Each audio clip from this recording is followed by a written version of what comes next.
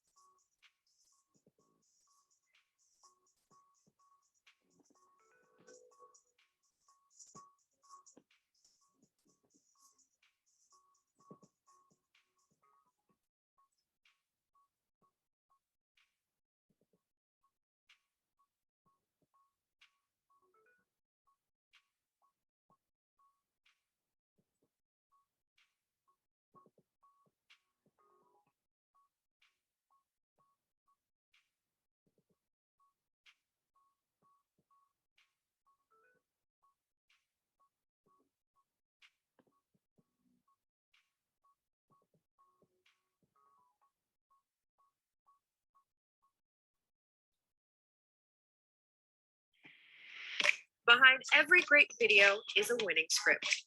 Behind that winning script, thousands of talented Fiverr scriptwriters ready to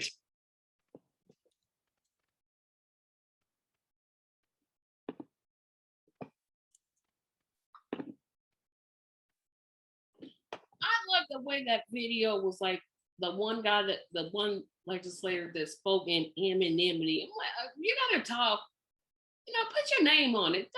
Don't be don't say anything. Don't say anything. Yes, please say something if you're gonna do that. I literally don't understand.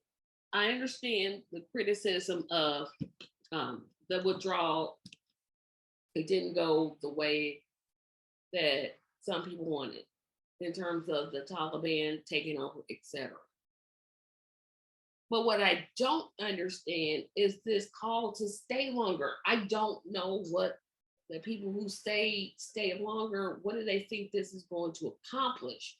So I'm just wondering, like, what's the end game for the people making this criticism?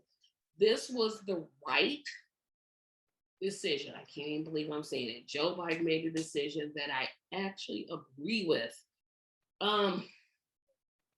It just amazes me that you have, again, these forever war Democrats, Republicans who just want war after war after war and soldiers to die after soldiers to die. We can't keep making these types of sacrifices.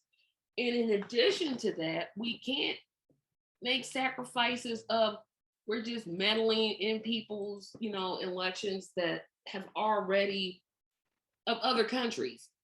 That needs to stop too. But in this case, because I'm only talking about Afghanistan, it just can't be. So, like I said, I knew this was going to be a short show. So I won't have to cut it off for everyone. I'll just let the whole thing play. But what else did I want to talk about? Oh my gosh, I forgot what else I wanted to talk about because there's lots going on. Oh, I know what I'm talking about. The Delta variant. just out of control. And again, now this is where I get back to criticizing the administration. I don't know who's doing their messaging, but it's terrible. First when this came out, it was don't wear masks because our first responders need it. Then a vaccine came out. It was like you should get the vaccine because it'll help, prevent you from dying, essentially. And now we have this, and then we're told, okay, by July 4th, we don't have to wear masks anymore. Well, thank goodness I kept wearing mine because the Delta variant is running rampant. In states like Alabama, Texas, Florida, Georgia, they have more patients than hospital beds. And though the majority of those patients are unvaccinated COVID people who have COVID just decided they didn't want to get vaccine. Now I know there are some people who state that they were vaccinated and they still got it, but those are so rare that it's an anomaly to even speak about them because the numbers are so low. I know the federal government can't mandate vaccines, but these governors need to really get off of their cases and mandate vaccines. And we mandate chickenpox. We mandate all types of things for children to go to school. So I'm not opposed because again, I'm already vaccinated. I'm not opposed to governors saying that, but they won't do it because you have them catering to these crazy anti-vaxxers who at the same time have COVID, but don't want to get the vaccine because they don't trust it.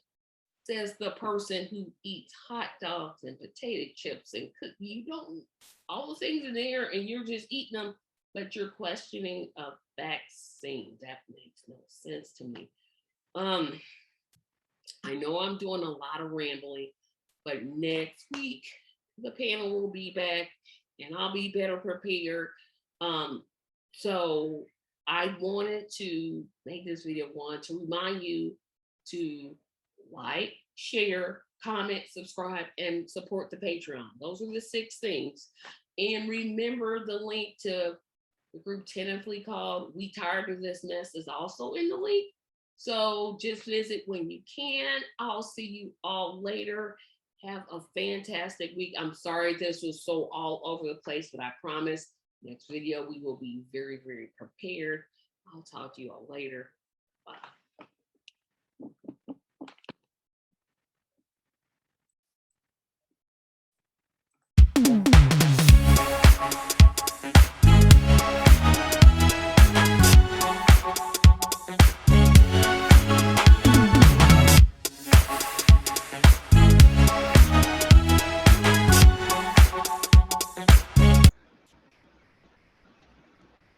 Hi, everybody. This is the first, I'm so glad people are here. This is the first meeting of tentatively titled, We Tired of This Mess. Y'all know why we're here, because campaign financing has gotten out of control. We saw it in, of course, the Nina Turner race. We saw it, well, we see it all the time. Big money gets in and basically just steals elections from us. So I came up with this idea of mine.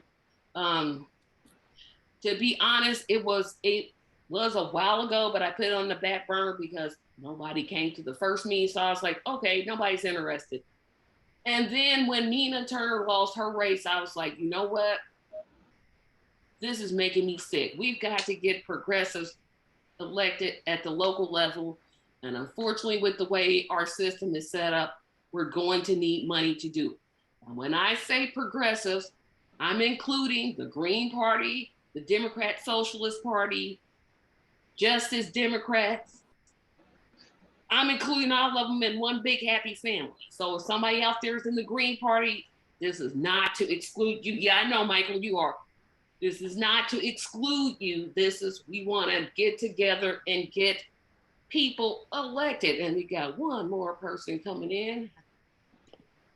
Um, Hello, Bryce, Richard, Michael. Nice to meet you. Hi, Mickey. say hello to Sis, Mickey. And Say hello. And Tracy. Hello. And Tracy, for the record, I was out gathering signatures for a Democrat yesterday. Democrats have to get signatures now? To get on the primary. It's like 500. Well, you know, 500. She's running for U.S. Senate, Hanif Khalif. Oh, yeah, that's right. She was on my podcast once. Yeah. Hey, if you want some signature sheets, let me know. Yeah, I know. I was like, yeah, I think we're going to have Talisha come in here in just a second. So I wanted to kind of get everybody's thoughts about what we need to do next. And I know the number one step that we have to do is to, at the same time, two things at the same time. We had to, of course, get a platform together. Like, well, no, let me back up. First, we have to get a better name because we cannot be called "We Tired of This Mess PAC." That's just not a good name to go around like, hey, donate to "We Tired of This Mess PAC." It's honest, though. It's honest, but it's a little too honest. And I'm not really liking the name. So we need another name, to be honest. We call it the Progressive PAC, and then for short, we call it PP. Oh, Mickey, you in rare form today. Not feeling good today, so I'm going to be a little insane, more so than usual. Oh, PP. But see, when you say progressive, my only hinge on that is, what if you don't really like, you're for all the progressive ideas, but you're not necessarily comfortable wearing that tag? Maybe it's time people started getting comfortable with it. Unless we put it out there, people aren't going to pay attention. Yep. Hey, Talisha. Hi, everyone. Sorry I'm late. Say hello to Bryce, Richard, Mickey, Michael, and Theus. Hi, everyone. Hi, Mickey, darling. Yeah, so Mickey, myself, and Talisha, we're on the Progressive Queens. So they already knew this was coming. So I just want to hear what you guys, because I don't want to just talk. I want to hear what you guys are thinking. And not everybody jump at once. Don't everybody jump at once. I'll jump. Okay, thank you. Tracy, is this going to be a statewide thing? No, so my vision is there would be like a national group, like a big national group. But if you knew somebody running in Ohio or Indiana or Washington State or Oregon, we would funnel some money to them. That's the idea. It's like the Justice Democrats, but it's at the local level. That's the easiest way for me to explain.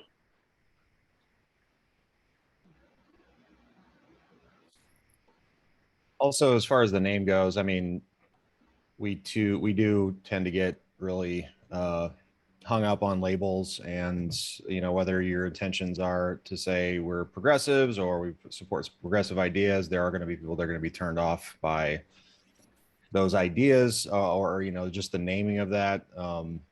And I don't know if the idea is like to reach the non-normie or the normie people who aren't politically aware. So in my experience as a Canvas director, the second that I started labeling, getting into broad politics and putting names on that's when you would inevitably get some questions and maybe some pushback. So yeah, that's why I was like leaning against saying progressive in the title, because the idea is Republicans, Democrats, socialists, Marxists, communists, we're all tired of dark money in politics. We just all are tired of it. I just want a name better than "We Tired of This Mess." That's all I really want. I mean, I'm like, yeah, the spirit's there. I mean, but the name didn't quite catch up. See, the name didn't quite catch up to what, where my intentions are. So that's Maybe give us some time to yeah, think y'all about think it. about it, because I'm like, nah, wait a minute. That's not a good name. Who you donate to? We tired of this mess. Well, yeah, we tired of it. But, you know, again, these are just my ideas. So the second thing to do is to figure out, which has to happen. It's the most unpleasant discussion that I had to range into, and it's a month, years long discussion. It's that 501c4. It's not pretty, but it has to by law be done. It's not something I wish I could avoid it, but everything I researched said, oh, okay, this is what we have to do. Now, again, that's a longer process, but I think in the next couple of weeks, I would like to get a platform. Like, what is it that we all want to be on the platform that eventually the candidates would sign and say, okay, I agree with this, or this is what I believe, or we're giving you this money because you say you believe these things. That's the easy part. See, I think that's the hard part.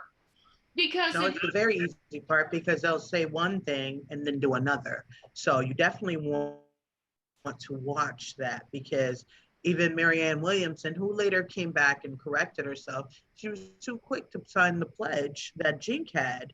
But then when they started talking about expanding Obamacare and not doing Medicare for all, she was right on that bandwagon until they had to correct her and be like, hey, remember you signed this pledge saying you were for Medicare for all, not some type of expansion that's going to push out half of the needy families and right. raise up the premiums on the middle class families. So we have to actually look for people who have a proven track record and not the Kristen Cinemas of the world who hide. I'm gonna be quiet. Yeah, that's where it gets. That's you. Thank you for Shalisha for bringing that up, because I think the platform and the recruitment kind of go hand in hand. Because if somebody I live in Indiana, I can name 2 progressive candidates on one hand, and maybe one of them is like, eh. That's all I can name. But if you're in DC, well, DC's not a state, but the Maryland, DC area, if you know somebody is running for mayor, they got a proven track record, you could come to us and say, hey, we need to really support this person. I'm not opposed to that. I know people will call it a purity test, but why have a progressive PAC or a get money out of politics PAC if they're not going to follow what we want? Why should we give money to those who... Exactly. That's why I said there has to be a process that we have to say, okay, we're going to give you X amount of dollars for your campaign, or, and tell people, hey, if you're in this area, volunteer. But you can't just be like the Kristen Cinnamons of the world, run on these brilliant progressive ideas, and then you get in office and you decide to do a thumbs down to minimum wage. Right. And that's why I said somebody with a proven track record. Basically, what we need to do is duplicate Nina Turner in like every city county race. That's what we really need. Absolutely. And counteract those forces that came up against her. I literally just saw the footage where she talks about her race on TYT. And she was just saying how, there was 13 people running, but it became, don't let Nina win. So they didn't care who was going to win. They just didn't want her to win.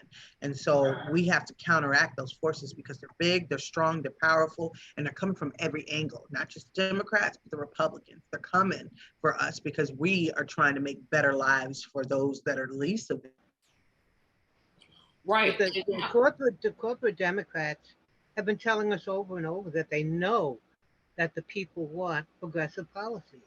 They keep Clyburn, Pelosi, keep saying, I'm a progressive. Why are they telling everybody they're progressives when we know they're not? Why do they always try to squash progressives? Because they're afraid. They know the people they might not want the name, but they want progressive policies. They want a minimum wage. They want student loan forgiveness. They But- want health care. Yeah, I was gonna say, Mickey, they're like that because they're being bought, pretty much. Of course. I mean, course. look at Talisha's favorite politician, Jim Clyburn. He Better takes. stop. I'm gonna say I'm gonna give her credit for not cussing when I said Jim Clyburn. He takes so much money from, like, he literally out of his mouth says, "I'm against Medicare for all." South Carolina is one of the poorest states in terms of health. How do you reason? Wait a minute, say that again. Right. And in the, Because he in takes the the most same money breath, from Big I'm a Pharma. progressive. Yep. Now, So I like what Bryce was saying.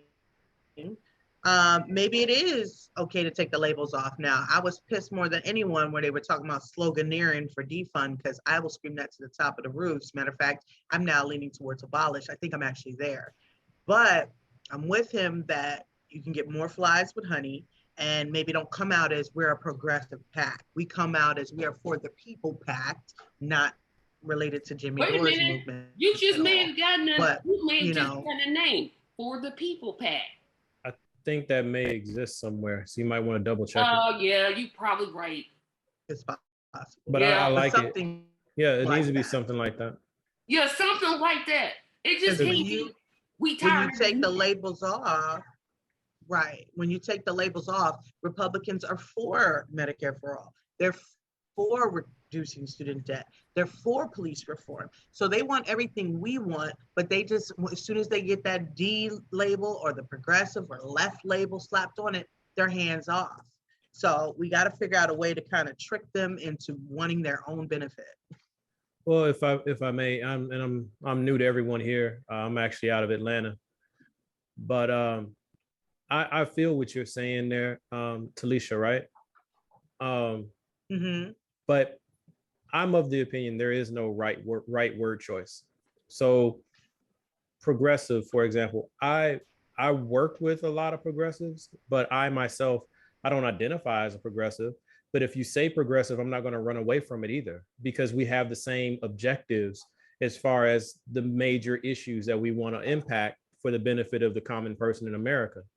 So whatever you come up with, it will, the moment it gains traction, it will be attacked. It will be Of changed. course. Yeah. Like when we hear defund the police, just for an example, the pushback we hear from our side is, oh, it was such a terrible slogan. I wish they had come up with a different name. But then when you ask these same people, well, what would have been the better slogan? They say something along the lines of reform. Well, we've been saying reform for 30 years, and that didn't gain traction. What gained traction was you being against me saying defund. Exactly. So, Got your attention, you're right. right? You're right. I almost want to do hashtag defund the politicians, but that's just too much. Well, my concern with the politician side of it is, Tracy, you heard me reference this before about being a political hitchhiker, right? Right. It's where are you trying to end up? Because the path you take to get there, it may shift and change a few ways along the way, because we're dealing with a broken, twisted system. And if you want to get someone on the ground floor, which is unfortunately where I feel like we kind of are, you're gonna get imperfect representatives to do these things, because there's a certain personality type that even wants to be a politician in this thing that we deal with. Right. You know, you can't recreate a Nina Simone. You got to go find a Nina Simone. That's just my 2 cents, and I'll be quiet again. Or did you mean Taya? Yeah, did you mean Nina Turner or Nina Simone? Because Nina Simone is a singer, I thought. Oh, I say Loved both. her though. I loved her though. Yeah, I'm like, well, yeah, was she a singer? Yeah, I'm I'm stuck in YouTube land. I apologize. Yeah, I'm like, well, Nina, okay. Yeah, but But I'm I just think saying, like, when you look at a change agent, it's not always who you think it is. And oftentimes you got to raise them up. Like, we're up against a machine that raises up their next line. The Exactly. conservative ideology always has a next up. The corporate Dems always have a next up. It's when you try to insert your own that Right. both sides come together and be like, no, we're not going to let you do that. Yep. Right. And that's where it gets like, that's where it gets kind of disheartening. But I know it needs to be done because, like I said, when you focus on Congress, there's only certain things that a Congress can do. If you're not focusing on your local elections, you're really losing out on the game because that's where the decisions that are impacting your life are being made. That's where the football contracts are getting signed. That's where the money's being given out at. Oh, yes, it's important to get people elected at the federal level, and I still believe in that, but I'm like, it's got to be something that we can do in terms of getting more, finding progressives, and then getting them to get elected. There is. In my There is, area, but we need support. Go ahead, Mickey. I'm sorry.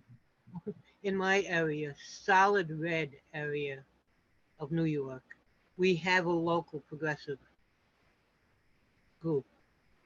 There are 23 people in it. And Saratoga County is huge. It covers unbelievable square miles.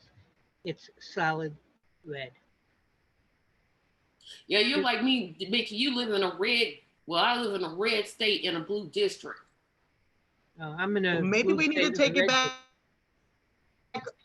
Maybe we need to take it back old school, where somebody get on the street corner and just start yelling about policy on top of a milk carton, or the milk crate.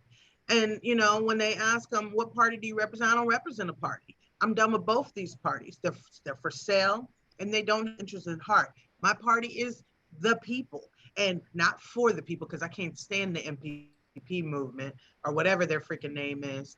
But start like that and start building up a groundswell that way, because I get what you're saying, Theus, right? Okay, I get what you're saying. Yeah, but what you will find is that a lot of the Republicans are swayed by the culture wars. So before they can even talk about their bellies being empty or their kids going hungry or their bills not getting paid or what the Trump administration didn't do for them, they're already caught up in, I'm scared of my gay neighbor, the vaccinations, masking, like that's satiating them. And they're basically cutting off their nose to spite their own face. And what needs to happen is somebody needs to break it down bare bones. Listen, none of these people have your best interest at heart. No more does a Nancy Pelosi care for you any more than a Marjorie Taylor Greene. And so what we need to do is start cutting that out. If there are some Republicans that are in, the Congress and the Senate that actually have some type of decency. I see it sometimes in the Alaska senator. I can't remember her name, but she won her write-in candidacy. But I also see her old school Republican way, and she's still bought by big oil, So if they have decent Republicans, bring them out, because a real Republican, they've always been a little shady, right? But there are some decent ones that want something good for their people.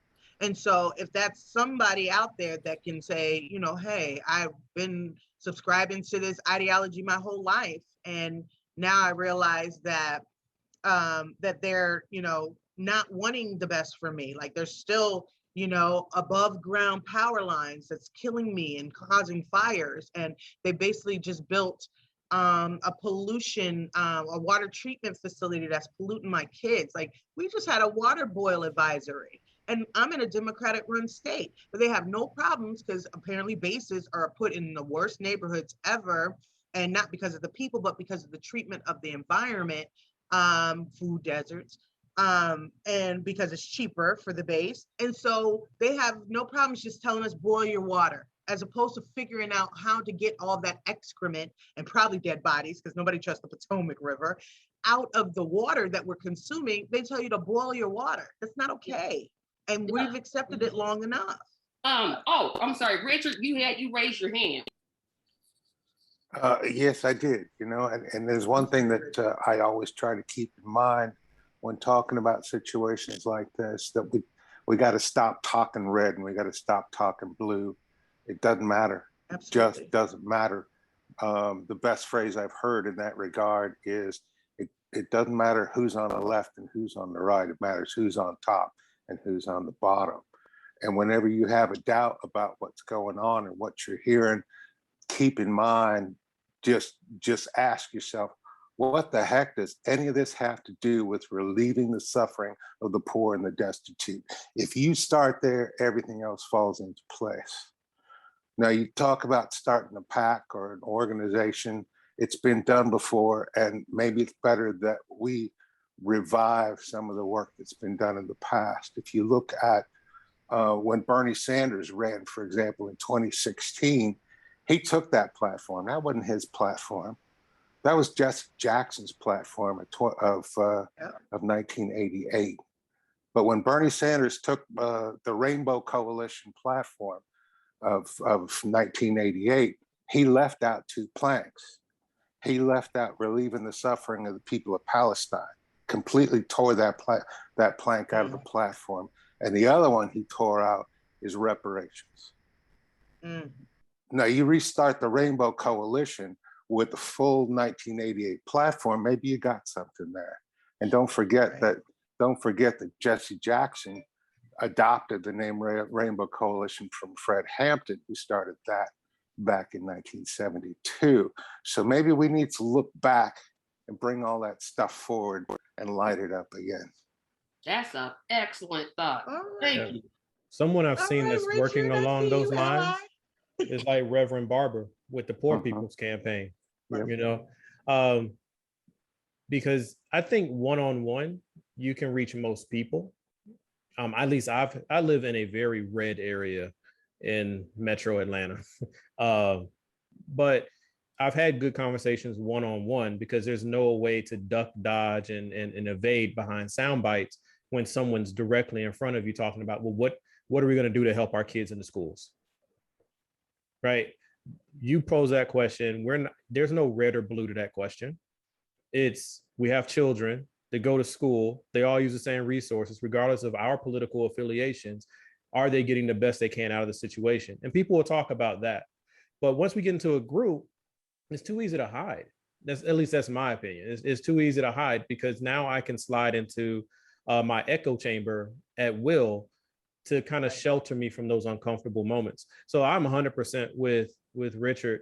The way to the future, there's been people working on it for 150 years. So why start all over instead of just going back and seeing what they were doing and not writing it all off as a failure, but finding out where did it break and can we fix that and build off of it.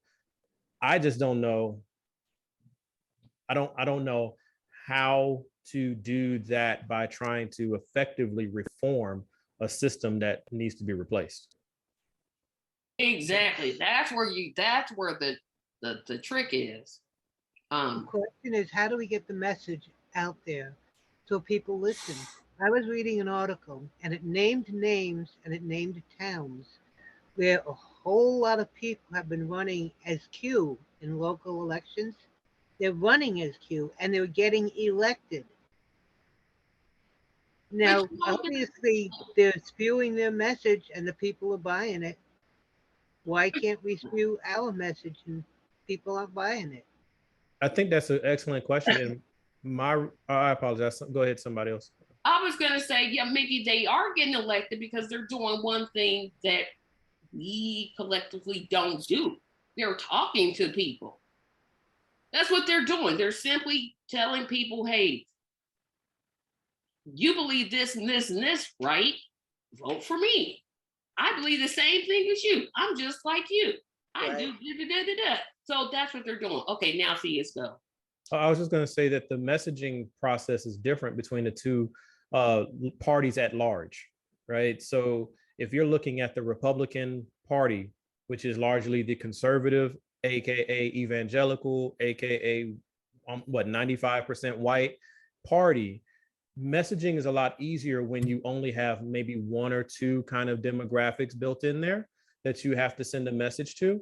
If we can keep you afraid or keep you on edge or keep you thinking that we're the ones that are on the wall protecting you from the evil people over here, I don't have to have a very nuanced argument. But you look at our side of the table, you got corporate Dems, you got quote unquote conservative Dems, which are really borderline Republicans. You have progressives, you have justice, you have so many things. Plus, you get into the ethnic side, the Democratic side of the party is a rainbow coalition of, I mean, it's just what it is, right? So you can't come with one message because each of us are representing, in many cases, an aggrieved group, right? So what moves me is not going to be what moves someone who may be a member of the LGBTQI community, but we may have other things that we share, and we know that we don't want to deal with the Republicans because they're against us in whole cloth. So we deal in nuance, they deal in slogans. Plus, we've let the game go by for what is it? Y'all correct me. It's either 30 or 40 years. 40, started with Reagan in 1980. Yeah, Reagan. Okay, so since like Reagan, the Republicans never sleep. They never stop. So they've taken over states and they've drawn the lines. They've controlled the census for like 3 out of the last 4. I mean, we're not up against an even playing field. So yeah, these QAnon people are getting through the primary because you got to be more Trumpy to get through the primary.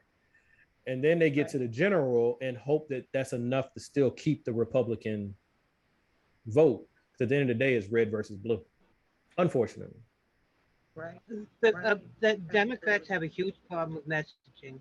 And I'm beginning to wonder if we've been too polite for too long. Republicans get out there, lie, scream, hate, try to divide. Democrats say, okay, now let's gently try to include everybody. And it's not working. Well, it's that by design, though. They really don't want to. Yeah, because I keep, and we talk about this all the time on the Progressive Queens. That's by design. Joe Biden really does not want a $15 minimum wage. If he did, do you really think you're supposed to have, you have the title of the most powerful person in the world? You mean to tell me you're going to let a senator from Arizona and 8 other people stop you? No, I don't buy it. Well, That's just me. I look at it like Biden, we put way too much emphasis on the president, I think, sometimes. Congress is where all the action happens. And well, actually, the states are where it actually happens because they determine who gets to sit in Congress. But I think I'm going to kind of intone, and Richard, I hope I'm not misconstruing what you were saying before, but the core needs of the American people don't have a political identity. Yeah. But the political identities are then layered on top of them for ease of consumption. So we can't get to the real meat of the issue, right? Because on the Democratic side and the Republican side, if we look at the power dynamic, who has the resources, who has the ownership of capital, who has the ownership of means of production, those are the same people, right? And they've been together working in Congress for 30 and 40 years. Yes. We're not affecting them. Right. Well, yeah, I agree with that, which is why I think, I always have believed that change, another reason I restarted this idea for a pack, that change really starts from the bottom and then kind of goes toward the top. No, none of the things that we celebrate, like the civil rights movement, women getting their, none of those things started in DC. They all started in some town, in some place, and they got the right people elected to carry their message. That's what I really want to do. Because I don't think Congress is going to change. I've just kind of given up. I'm just like, okay, squat, do whatever. You're not doing anything anyway. So, okay, goodbye. That means I'm not going to vote for him, but I'm like, y'all could do a little bit more. But that's, the idea of why I thought, you know what, we need to do, there's got to be something that can be done. And I think concentrating on those local races is where it's at. I could just be as wrong. Absolutely. There's a big problem, though, with a lot of Democrats do not realize or refuse to accept that the corporate Dems are bought. I have gotten into so Right. many disagreements with people. That phone call with Manchin, I'll bring that up. And no, we're misinterpreting it. I mean, they cannot accept, too many won't accept that the Democrats are just as corrupt as Republicans. That's the message we've got to get out there. Well, That that's we because letting them buy our politicians. the mainstream media is complicit and they whitewash everything. So on the blue side with MSNBC and CNN, they whitewash everything the Democrats do. The Fox and OAN side, they whitewash everything the Republicans do. So if people are on that daily diet of MSM, mainstream media, they're not finding out the truth.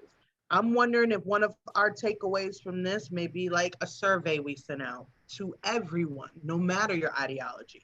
Fill out this survey. Are you tired of this? Are you tired of this? Are you tired of this? Is your politician doing this? Is your politician doing this? Is your politician doing this? That's a And good we also need idea. to send out some fundraisers because we alone can't do this. Now that's So some okay. fundraising efforts. So now I'm gonna give out homework assignments. Yep, I'm playing teacher today. So I think that's a good thing. And Talisha, I'm gonna draft you since you said it. I have type form because everybody doesn't have Google Mail. So if we could think of some questions like, hey, are you for healthcare? We don't want to use, I don't know, we could come up with some questions and then like next time we'll say, hey. I mean, you can kind of hook the Republicans by saying, is your Obamacare not going far enough? Are you ready for universal health care? Because, they hate Obama with every inch of him, probably just because of the color of his skin, not the neoliberal ways that he possesses. There may be a few on the other side that actually look at his policies and disagree with him, but we all know it's color. So kind of can hook them with saying, is your Obamacare not covering everything you need? Are your prescription meds too high? Blah, blah, blah, So we can definitely get some questions. We also have to combat the constant, we want free stuff.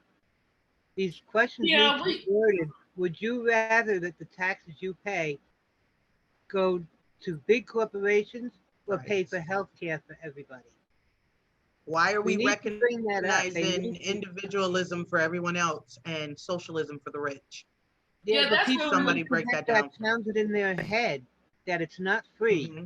We want something in return for a tax. Matter of fact, you had to tell me that, Mickey. Remember, you had to tell me that. Like, Talisha's is not free. Your tax dollars is going to it. Now, of course, I was still on the side of take care of our business, but I was saying free college tuition. And Mickey was like, it's not free, Talisha. You've paid for it in droves.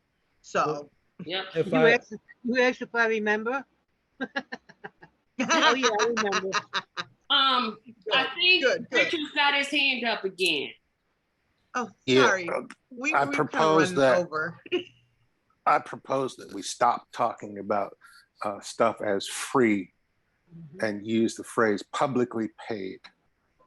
I agree. So whenever we're talking about college, we talk about publicly paid college. When we're talking about healthcare, we talk publicly paid healthcare.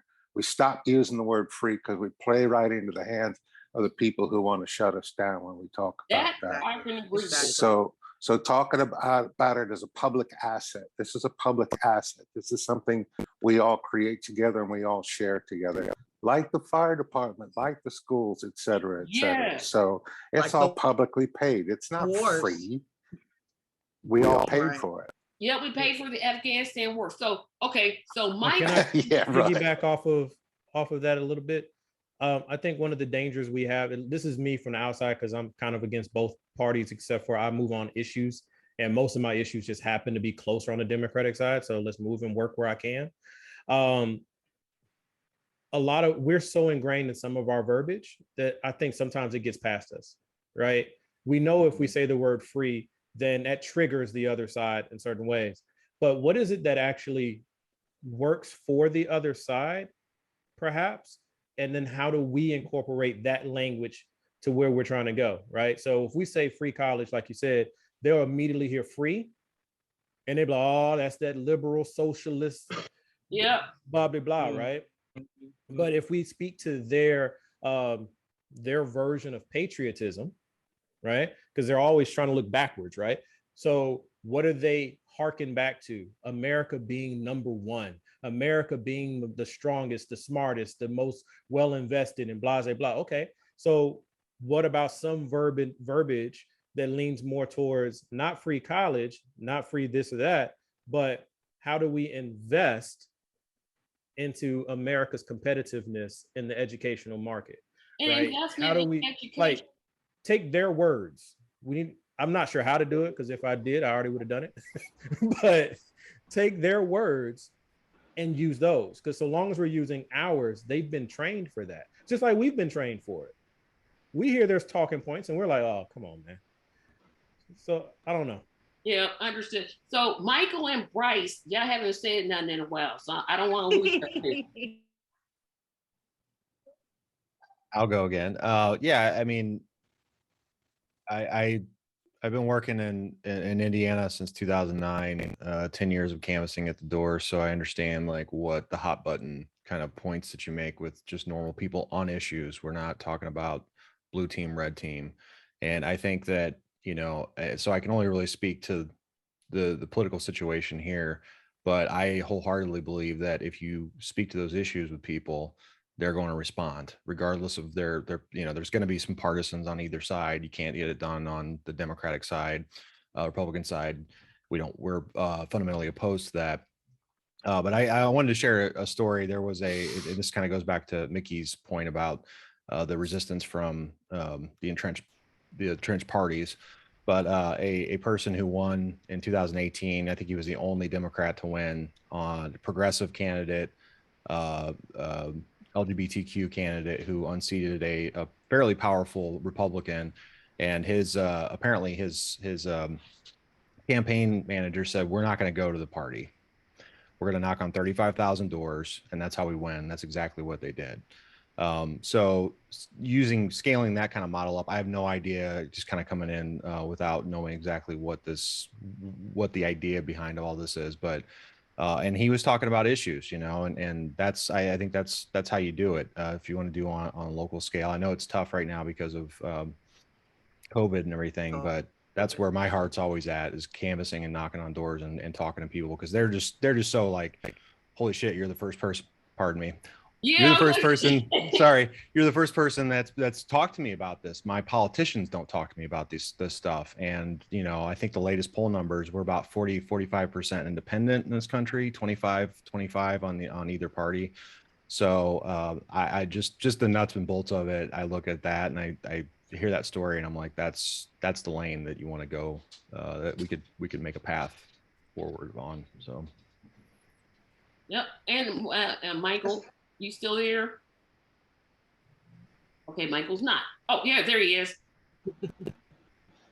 I was just eating my popsicle. I didn't want people to see I was eating a popsicle. It's allowed. Yeah, now you make me want a popsicle. So I think Talisha's idea of working on a survey would be great. And like I said, we can create one on Typeform, but then here's my question: how do we get it out? Facebook. I'm in 1,000 groups on Facebook, literally. I'm also a member of the DSA, Democratic Socialists of America. And somehow I got into that crazy ass MPP. That was before the whole force the vote nonsense, but they still email me on the regular. So I feel that that's the best way. Every avenue we have a foothold in, we plaster that survey. We could do a Twitter equivalent, you know what I'm saying? Sure. And then we tabulate it up, and then and at the bottom of this survey, we throw in there, would you like to join this organization and volunteer and donate? Because the whole point of this is prioritizing the people. Done with putting money into politicians' pockets to go on vacation when the Voting Rights Act has not been secured. Done with putting money into politicians' pockets who go on vacation when there's a looming eviction moratorium. And when we put that out there to let people know that we are prioritizing the people, I think they will come. Okay, so because I like putting dates on things. So 2 weeks from today, You and me have we go inbox each other on Facebook about what questions that we'll ask, and then we'll just put it out there, be like, hey, this is it. I think that's a great idea. Did you create a group for us? Tracy, did you create there is a group for us? It's called We Tired of This Mess. Okay, so everybody please send me, so everybody please send me your inputs too, because I know you all have good questions that could go out to the masses, especially Theus, when you said that you deal with all types of ideologies, and then Bryce said that he's used to door knocking. Definitely would love his slant on the question. So if we put it to left wing, he can maybe circle it back to center to where they don't feel like they're attacked. Right. So I think we could all come together. And I said I wasn't going to, because right now in the group, I basically have cut off public commenting. But for this, I will lift that moratorium. But if I see some crazy stuff, I'm just going to delete it. So I will lift that moratorium. I'll make sure you can all post, because some of us don't, we work our 9 to 5s or 9 to 6s, and we don't necessarily see our message, but Felicia, you and me, we know. But we good. We either call each other and be like, hey, look at this. So if you all have, matter of fact, I'm going to do that now. So hold on a second, everybody. I think we need to work out a way to get the messaging across. Number one, to get money out of politics. Number one, to get people to believe that there is money in politics. Well, Mickey, I didn't mean to interrupt, but I'm not disagreeing with you, but what you're saying is a little further down the line. I think the survey is a good place to start to get people's interest. Like, hey, are you struggling paying for food? Hey, how much are you paying per month for your health care? Is it this much, or this much? And then we can come back and say, hey, here's a candidate that supports you paying $0 per month. Because you're already paying for it. Yeah, your taxes will support paying for this instead. So I'm not saying you're wrong, Mickey. You are definitely right. Now, Bryce, you put something in that chat link, and unfortunately, I can't link it because I got a link. Those 2 links that you just put in there, could you message them to me? Sure. Yeah, it was just the Facebook group, your Facebook group, and then the latest, 2018 poll, about 77% of Americans want to limit money in politics. Yeah, so I think the message resonates, is my point on that. Yeah, we got to answer questions about. It's basically food, healthcare, shelter. Those are basically the 3 things that people literally care about. I mean, people care about other things. People care about other things, but those 3 are the basics of what Republicans, Democrats, socialists, Marxists, communists, everybody cares about. Oh, I don't have enough food on my table. So question, Tracy, and I'm sorry, I'm the newest one to everyone in here. I'm still unclear. What is it what's our objective? Okay, so the objective, again, I wasn't real clear about this, so this kind of like one of my ideas that popped up in my head. So I'm gonna try to be as clear as I can. Not the part you covered earlier about the getting local candidates and stuff. But I mean, like, what are the things? I'm unclear on, like, what are the things that. Okay, so me and Talisha are going to coordinate ourselves to create a survey. Maybe 4 or 5 or 6 questions that we will ask everyone to fill out. We'll just post it up on Facebook and say, hey, fill out this survey. Basically, we'll cover healthcare, food, shelter, etc. Then from that, we'll get hopefully people that say they want to be a part of the group, so that we know what core issues, which I think we already know them, but we're trying to get some data behind what we already know. We already know people want healthcare, not lower taxes. They want food on the table. They want equal pay, etc.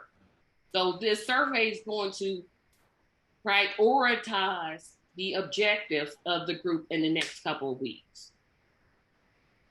And Talisha, you were saying something. You got yourself on mute. I'm sorry. My husband keeps bothering me. You guys keep going. Oh, okay. But that's kind of the abject purpose right now. And then within the next couple of weeks, it's going to start becoming a whole lot clearer. But as soon as she said survey, I was like, oh, yeah, that's a good idea. Speaking of survey, and I think it's important for all of us to know that we're not alone. Oh, don't you feel that way sometimes? I'm like, oh. If you ever feel like you're alone, you go to dataforprogress.org.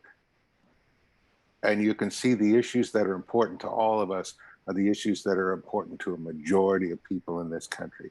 Dataforprogress.org. You can always start there when you want to talk about numbers in a particular situation.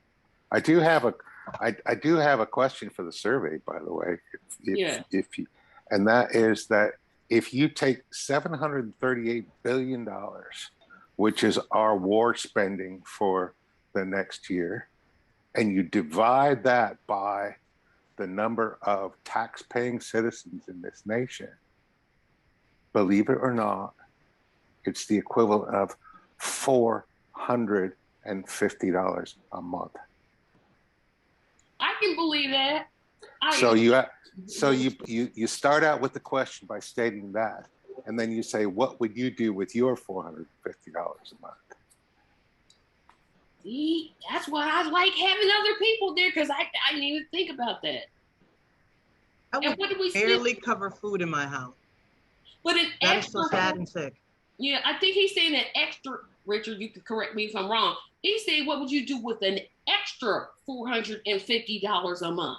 Am I right? Yeah, if you didn't have to pay for war, what would you do with that $450 if you didn't have to pay for war, what would you do? That you're spending now?